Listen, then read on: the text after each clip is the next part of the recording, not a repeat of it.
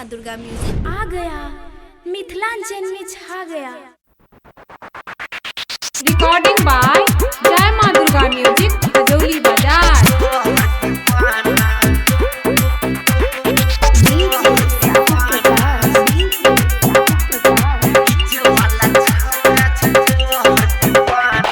DJ वाला छौरा छ तोरे दीवाना, हे कोई डीजे वाला छौरा छ तोरे दीवाना। हाँ हाँ छु तो सामान छोरी करी हने माना, छु तो सामान छोरी करी हने माना। डीजे वाला छौरा छो चोली के दीवाना, हे कोई डीजे वाला छौरा छो तोहर दीवाना।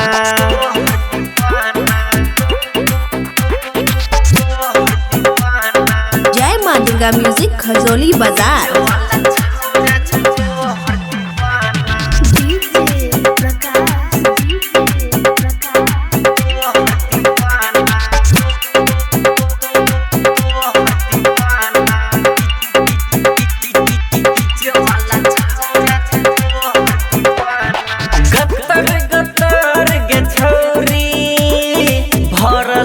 दहिया में जादू देखी कछौरा सबके भजै छोई बेकाबू। हाँ गतर गतर गे छौरी भरल छो दहिया में जादू देखी कछौरा सबके भजै छोई बेकाबू।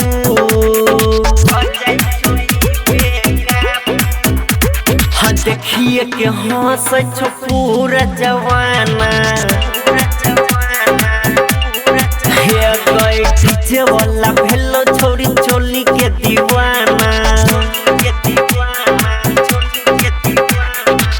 छु तो सामान छोरी करी हने माना, छु तो सामान छोरी करी हने माना। डीजे वाला भेलो छोरी चोली के दीवाना, हे कोई डीजे वाला भेलो छोरी तोहर दीवाना।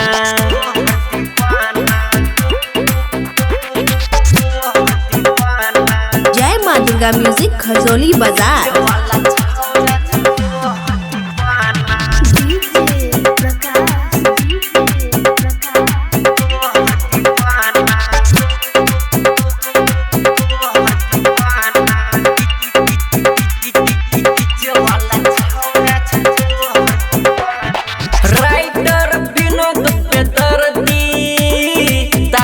छो तोरा ओरी देखी कछौरा सन गई छो कर तो आई बला चोरी।